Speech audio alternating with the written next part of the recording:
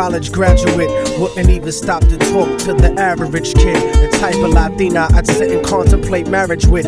Fuck the horse and carriage shit, her love was never for hire. Disciplined, intellectual beauty's what I desire. Flyer than Selma Hayek or Jennifer Lopez. Everyone told me kicking it to her was hopeless. At first I just thought she didn't mess with broke kids. The thug niggas always talking about how they smoke kids, but the rich sniff coke kids got no play. I'm not even interested what her body language would say. Everyone around the way gave up trying to get in it, cause didn't matter how good your game was, she wasn't with it. All the block bitches was jealous but wouldn't admit it. Talk shit and deny to everyone that they did it, cause they regretted the long list of niggas that they let hit it. And no one ever gave them shit except McDonald's and Diddick. Smoking weed with thoughts of envy whenever they lit it. She spoke intelligently and they bit it, always trying to copy, but when they tried to use her vocab they sounded sloppy. She had a style all her own, respectful and pure. I was sick in the head for her and there wasn't a cure.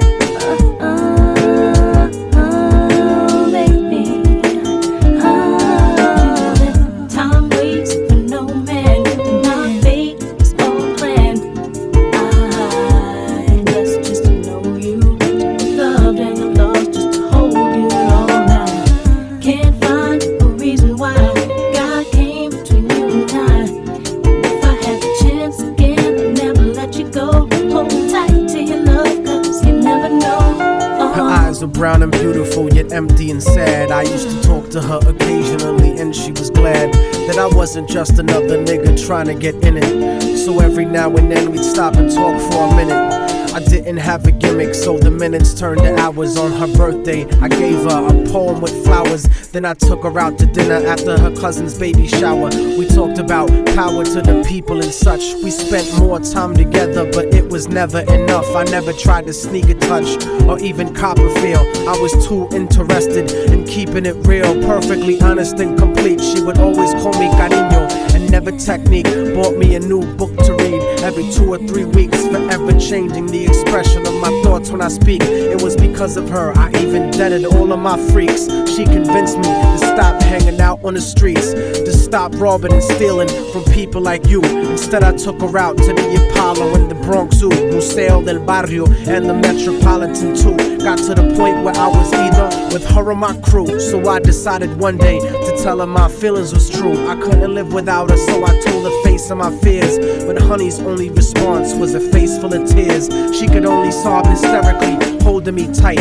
I tried to speak, but she wouldn't stop until I left sight. I felt like a moth who got himself too close to the light. Except I didn't burn, I turned cold after that night. Don't you know that time waits for no man, and our fate is all planned. I blessed just to know you, to be loved and I'm lost just to hold you all. I can't find a reason why God came between you and I. If I had the chance again, I'd never let you go. Hold tight to your love, cause you never know. I went on with my life, college and my career. Ended up locked up like an animal for a year, where the COs talk to you like they were the overseer. Then I got sent to the hole when my exit was near. At night in my cell, I'd close my eyes and I'd see her, hold her close in my dreams. But when I woke, she disappeared, just an empty cell until the state gave me parole. In the summer, came back intact and on track. But the fact of the matter is I still felt cold. Even after my mother hugged me crying at home, my real niggas would catch me thinking out of my zone, fucking lots of different women. But I still felt alone, relatively well known around the New York underground. But I kept thinking of her and how we used to be down. The sound of her voice and the beautiful smell of her hair. Though gone physically, somehow it was still there. I had to do something because the shit was too much to bear.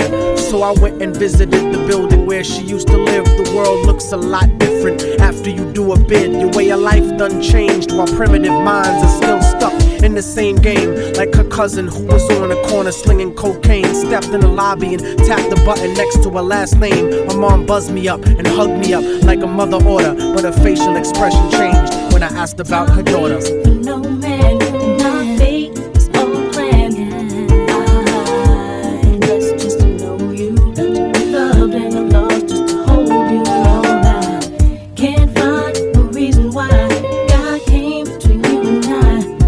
If I had the chance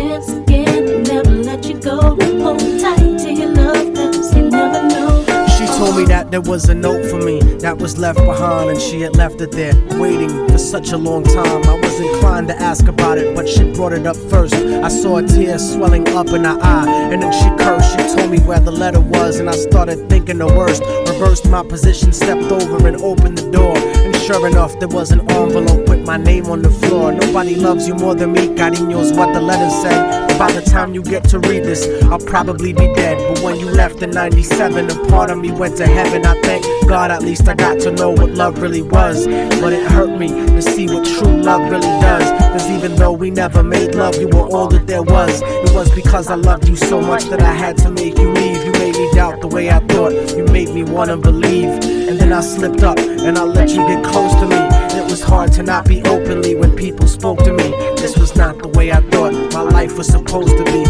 Baby, don't you see? I had a blood transfusion that left me with HIV. Hope didn't exist for me since late in 1993. I died a virgin. I wish I could have given myself to you. I cried in the hospital cause there was no one else but you. Promise that you'll meet me in paradise inevitably. No matter what, I'll keep your love forever with me.